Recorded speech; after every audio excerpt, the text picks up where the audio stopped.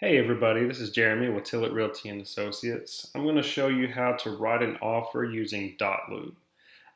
So once you're signed into Dotloop, I've already got it here, but I'll show you how to get the 1 to 4 family residential contract. You'll go to Add Document, you'll go to Templates, and it is a TREC form, so you'll click on TREC, and then you can just start typing in 1, 2, and then it automatically comes up. You can kind of graze over. It says 1 to 4 family residential contract resell, and then the TREC form number. So you can click on that and then click copy, and then it'll bring it into that offer loop that you'll be in. So once it's in there, you can click on it. And I've pre-filled this out just so I can talk about it a little more and you hear more talking and less typing. But I'll go through each section. I'm not going to read through the whole contract. I'm just going to show you some of the normal things that you would be putting in a contract. This is mostly for agents who are writing their first few contracts. All right, so first thing you're going to do is you're going to list the parties. I've got Jason Witten and Daryl Johnson as the seller, and then James and Rachel Tillett as the buyers. We're writing this acting like we are writing the offer to purchase. So I represent James and Rachel Tillett, and then the sellers are Jason Witten and Daryl Johnson. For the property, you're going to have to write in the lot number, block number, all of that. I usually find that on the county website. So if it's a McKinney property or anything in Collin County, I just type in the address, the actual address on Collin CAD, and then I find out the block number, lot number, phase, and all of that there. So again, always put in your this information, the county, excuse me, and then the actual address.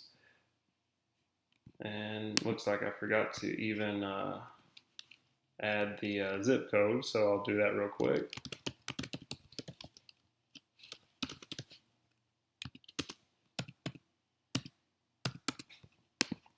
Okay, so the address is there. We'll scroll on down. Here's the exclusions section.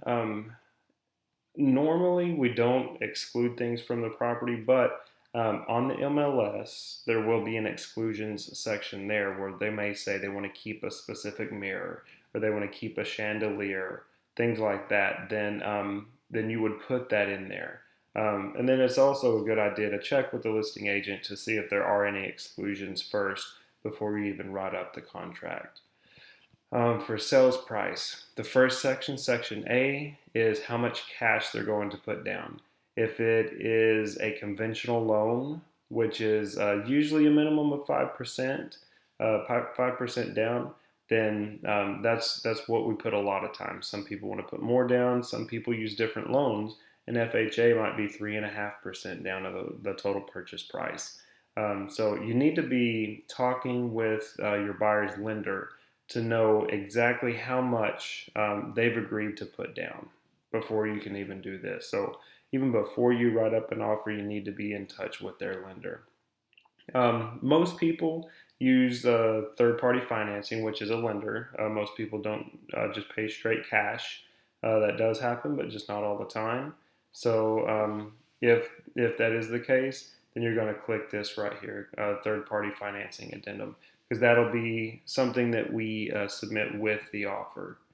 So again, if we were saying that we would purchase the house at $300,000, that 5%, if we were doing a conventional loan, would be $15,000. So that's the cash portion. The remainder, the amount they're going to get the loan on, is $285,000. So that's how you'd fill out this section here. Section 4, if you have a relative that's being represented here, whether it's you, whether it's a wife, close relative, you would just disclose that right here. Section 5, the earnest money. Usually the earnest money is going to be 1% of the purchase price. So I put in 3,000 here if the purchase price was 300,000. It doesn't have to be, it's negotiable, but you want to look strong enough for your buyers, so you don't want to put a small number in there. But 1% is usually a good amount. If you want to look even better for the sellers to kind of see you stand out and you look good, then you may put a higher number in there. But this is held by the title company, so you can put the title company that you prefer, or if a seller prefers a specific title company, that's all negotiable too, so you can pick whichever title company you want. This is one of my preferred title companies, Fidelity National Title here in McKinney, so I put their information in right here in this section. Many times we don't fill out this next part about additional earnest money. I've done it in a few contracts, but those have been more new builds where the seller, the builder, wants an additional amount as of a certain part of progress. So usually we don't fill that out. Title policy and survey. Whenever you're representing the buyer, I almost always click for the seller's expense. And then again, the title company usually matches the title company you did up here. So I'll do seller's expense again, and this is all negotiable. And in some cases, when I've listed a home and we've had multiple offers, sometimes the buyer will offer to pay that expense instead, so they would click this. But most of the time, I'm showing you what happens most of the time. Most of the time, the seller ends up paying that title policy. All right, scrolling on down. This section here, section 8, is talks about if there's any conflict, if there's any discrepancies in boundary lines or anything like that. Will it be amended, not amended, or will be amended?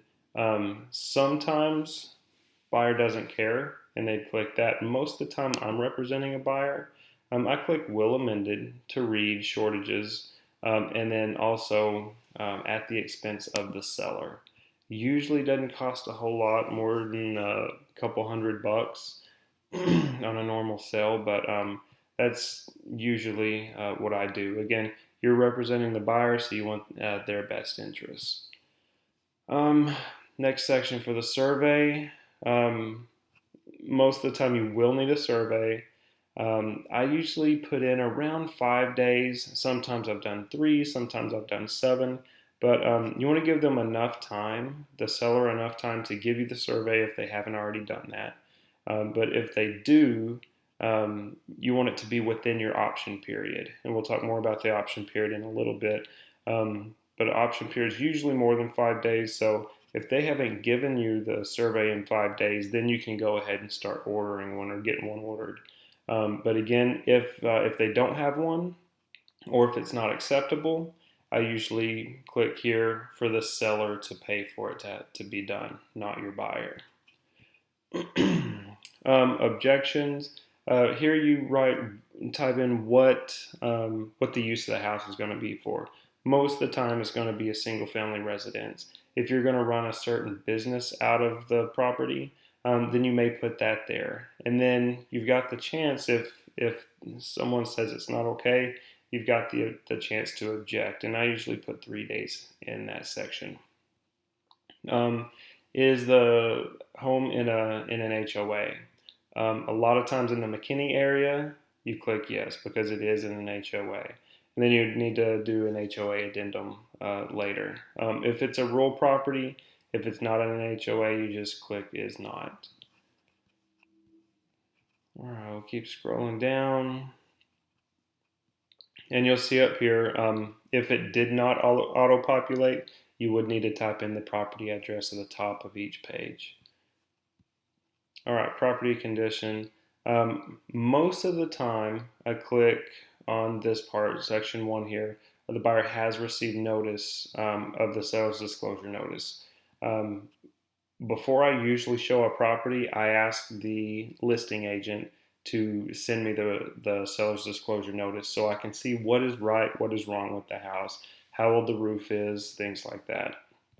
So by the time I'm writing up an offer, I almost always have already seen the seller's disclosure notice. If not, then you would click this section. You would give them 1, 2, 3 days from the time that you are under contract to give that to you, because you want to know what is wrong or right with the house. You just want to know more about it, so you're more informed whenever you have the inspection done.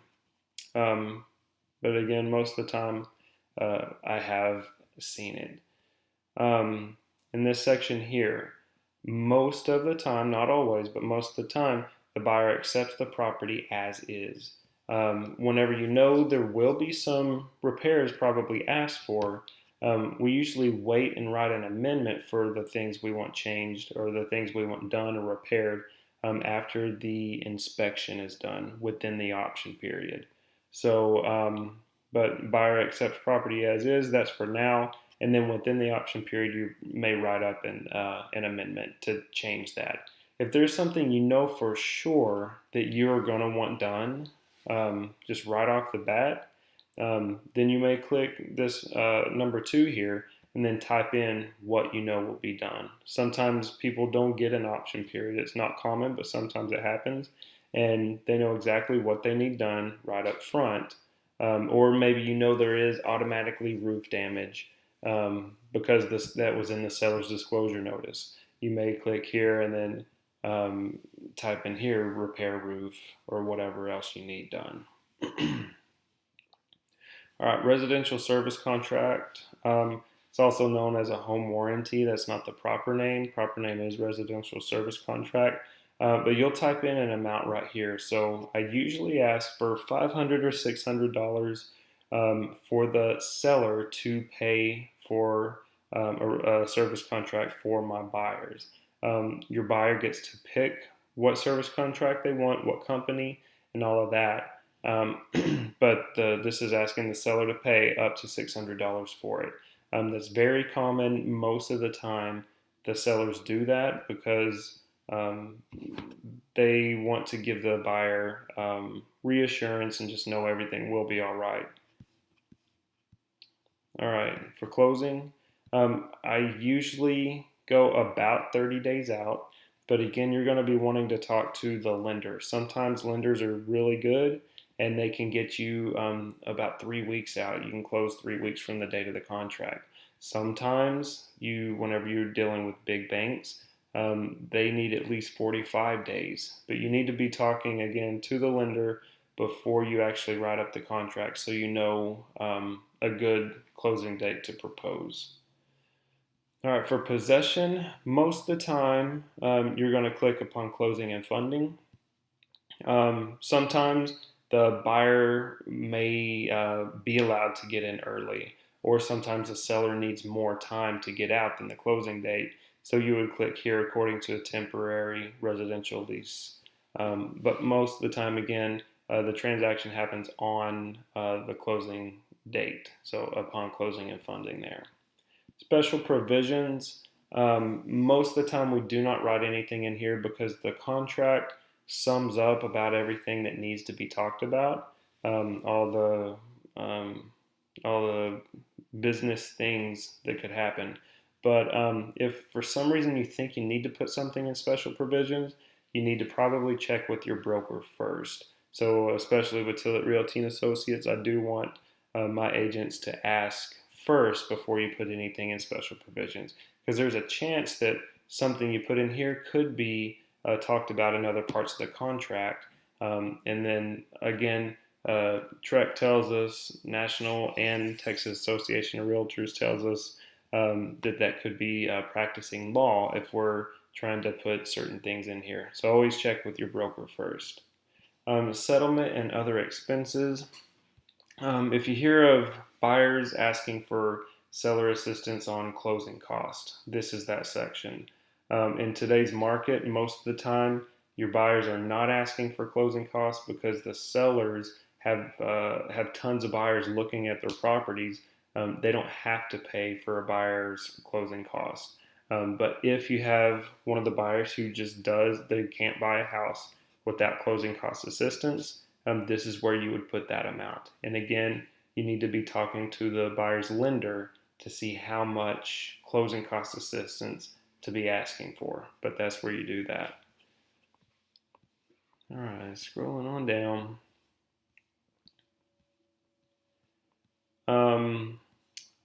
This is usually what the title company looks at. They're saying who to get a hold of. So you're going to put your buyer's information here, the seller's information here.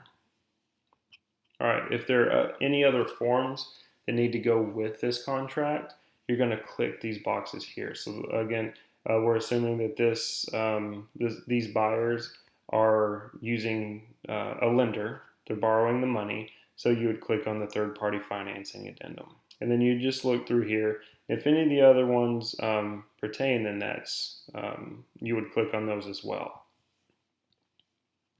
All right, termination option. Here's where the option period is determined. A normal amount of money would be for your buyer to offer to pay the seller $100 for a certain number of days to pull out of the contract for any reason at all. They could be just having bad thoughts about it. Doesn't have to be anything big.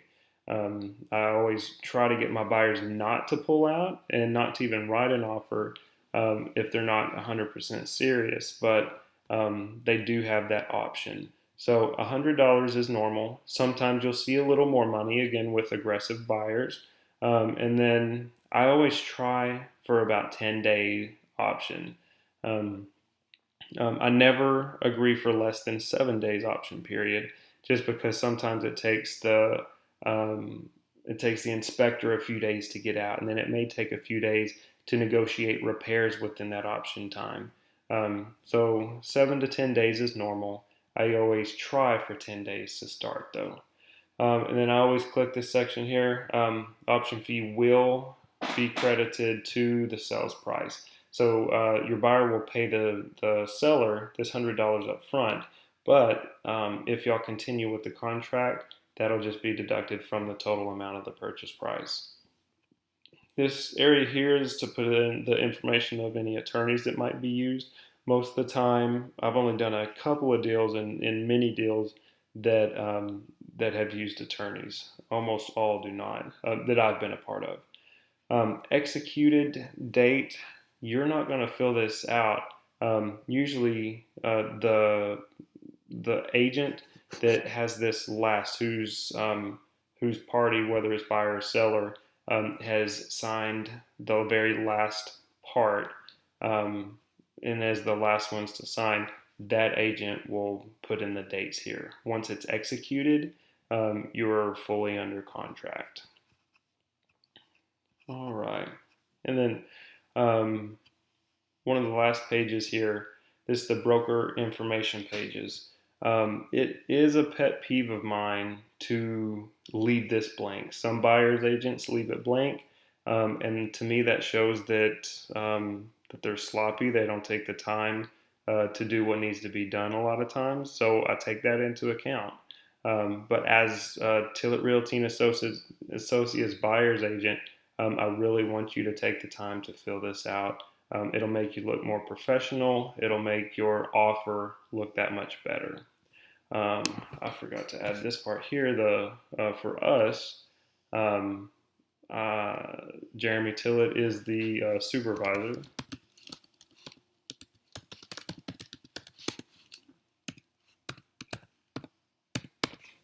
And my name is also right here as the associate's name, just because I was the one writing up this contract. But normally your name would go here, your license number, and then all this other information is true Tillett Realty info. All this is made up on this side, but this is where you would put the listing broker's information. On ours, if you're the buyer's agent, you click here, buyer only as buyer's agent, and then on this side, you would click represent seller only as seller's agent to show who is representing who. This part right here is what gets you paid. This is what the title company looks at and sees how much to be paying you. So I always put 3.000 and make sure you're putting the percent. You don't want someone to assume that it's $3 or $300. Always put that percent sign there so they know it's 3% of the final sales price. And then option fee receipt, contract, and earnest money receipt. Once the option money is delivered, the seller or the listing agent, listing broker will sign off on this section here. And then earnest money receipt, the title company will sign off on this section here whenever y'all drop off the earnest money. And then once you've got all that done, I usually scroll back through, I double check it one more time to make sure I haven't left anything blank, make sure everything makes sense. And then once I've done that, then you'll click on Save and Share. And then this box will come up. You'll see how many fields need to be signed, and then you'll go ahead and click Share. But I hope that helped. Hope it was short and sweet enough. But always let me know if you need any other help with your contracts, and I hope y'all have a great day. Bye-bye.